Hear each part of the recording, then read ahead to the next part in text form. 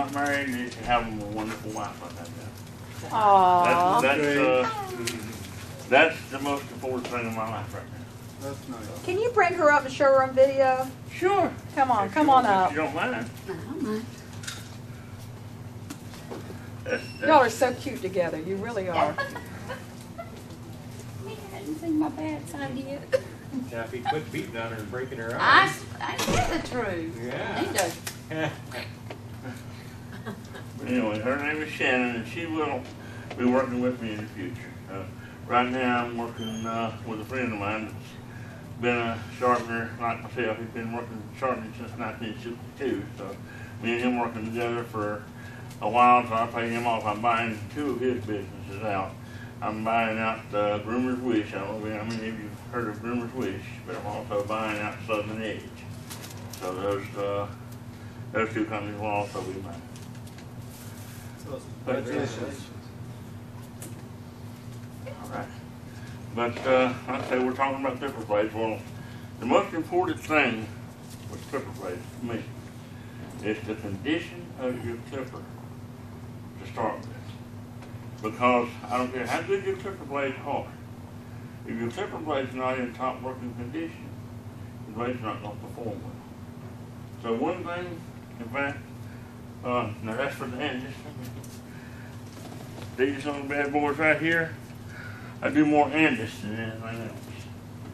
That's the blade drives for the Andis clipper. I will not guarantee my clipper blade sharpening if I don't replace those every time I go to the customer. I tell them that's mandatory that they change that blade drive every time I go. If they want me to, if they call me back, I said, well, let me look see you changed your blade drive last time. If they didn't change, I say, well, change your blade drive, call me back and know it works.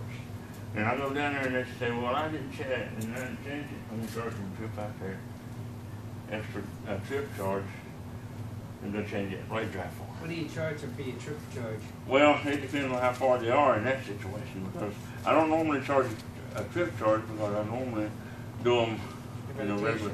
A special trip charge, just say if it's somebody in my local area within 25 miles, I'll probably charge them 20, 30 bucks, just pay a little gas. But farther away it is, it's going to have to be.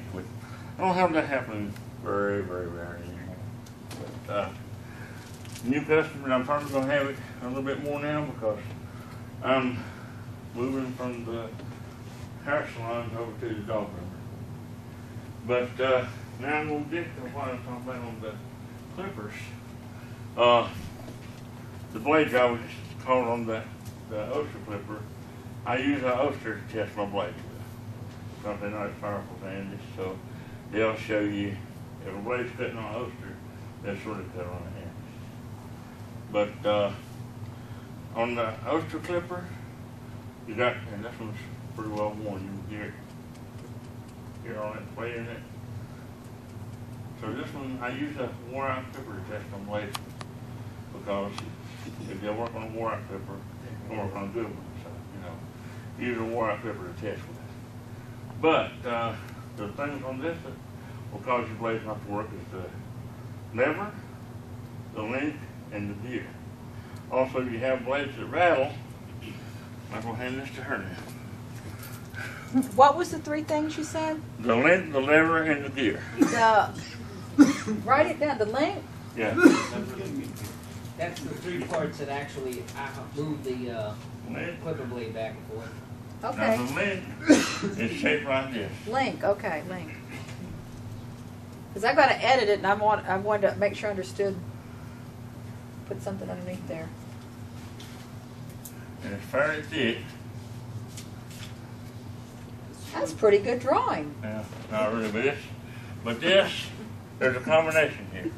This is the link. Okay. Now, this goes, let's say, to the gear, which is down here.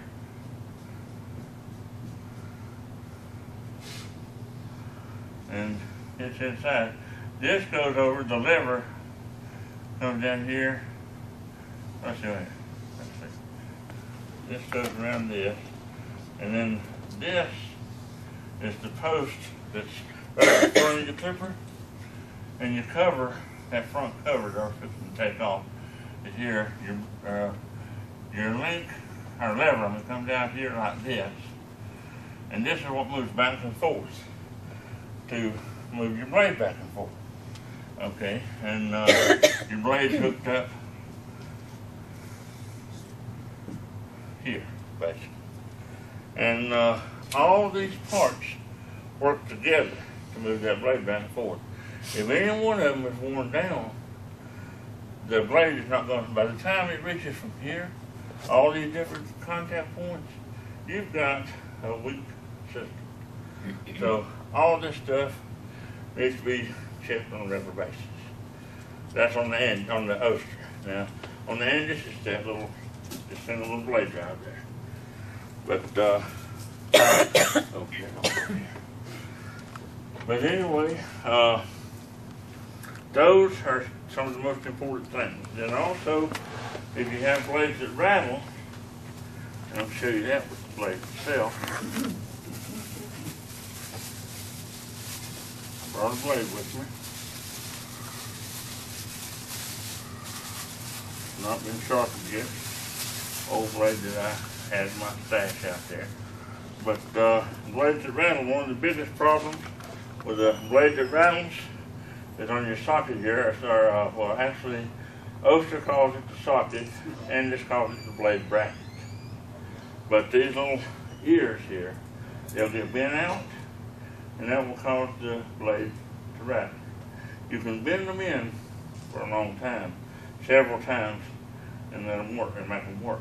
But they'll, over time, spread back out. If they get where they feel weak, replace the blade bracket or socket, whichever you call it. Replace that. That will solve that problem most of the time. If it still rattles, you can have problems with your latch being broken, which part that you mash here to release the blade is the latch. It's got a little hook here. And that little hook is what holds the blade on. Now, you're supposed to have the clipper turned on to put the blade on. It's just a hole that's on there now. But that latch is what holds the blade on. And you're supposed to mash that, cut the blade off. But how many groomers or barbers, whatever, actually do what they're supposed to do? They yank that blade off, and they'll break the little hook on the latch, and that blade's going to rattle like crazy. Plus, it's going to also, when you put it on, turn the motor on, it's going to jump back on.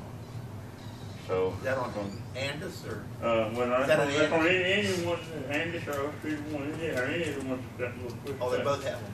Yeah, whether that's the model you do or not, don't. But if it's got that push button right here, like that, Okay. it's got that push button. You got to, that's to release that blade. If you don't match that push button to release that blade, then you're gonna have problems. And it's gonna break it just about every time. Then, in addition to that, your hinge itself can wear in this area here, and this sort of floppy and deflating, that will cause blades to rattle. And so you want to make sure that all the equipment is in good shape before you even attempt the customer's implement. You want to make sure it's in good shape before you ever attempt to sharpen the blades. Also, these screws here that hold the hinge on, make sure they're good and tight. Because if they're loose, it's going to cause that. So, all those things have to be checked before you start sharpening the blades. Now,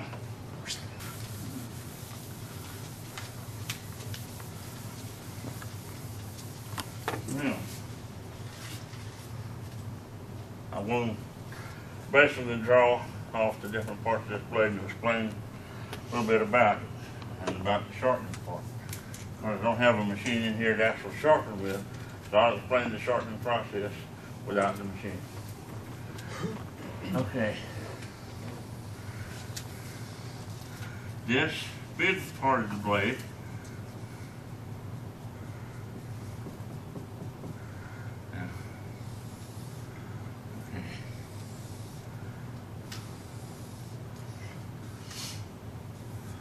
Okay, that's the comb of the clipper blade.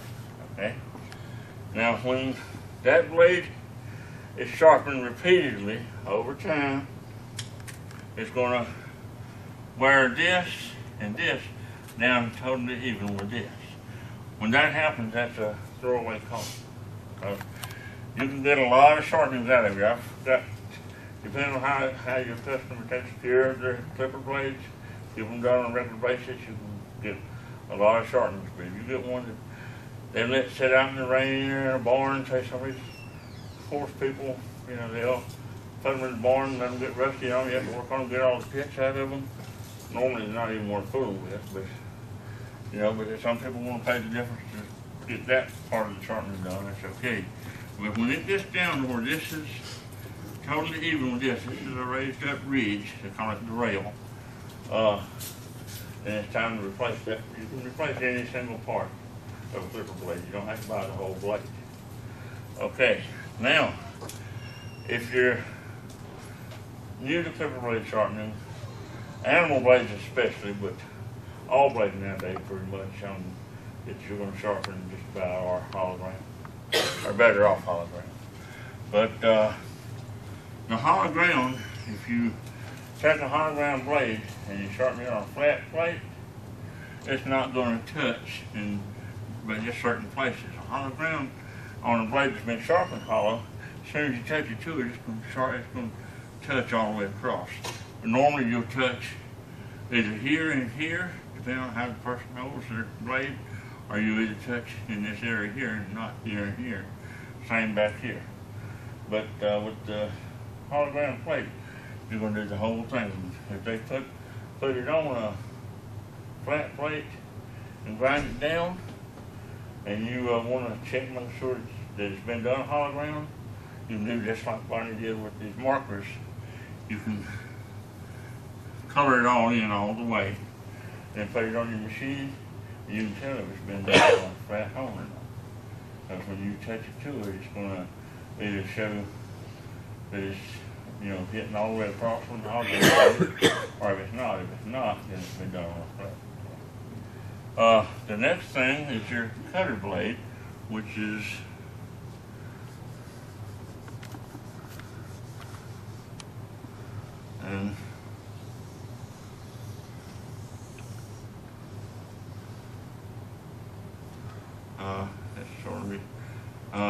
the ridge on it is under here, but anyway, same thing on that.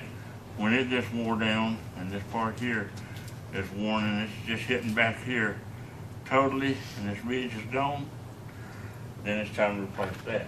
So, and the same effect on the inside of it, like the inside of this, it should touch the same way to, you know, let you know that it's hologram. So, and also if your plate is worn down, needs to be replaced, it will work as a flat plate. And so, you know, you've got to send your plate in, depending on what kind of machine you got, the Nebraska blades machine, the big machine, we got both the little one and the big one. The big machine's about between $1,500 and $2,000 per side, depending on, but that's debatable because it depends on how bad the condition of your blades are.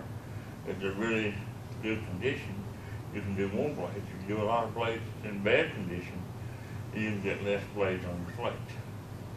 Then the little machine, between 400 to 600 blades per side. And then the next thing on that is your socket I was just talking about. Now your spring with the socket, the only thing you really need to know about it is those little ears I'm talking about. Make sure that they're set right. And Bob has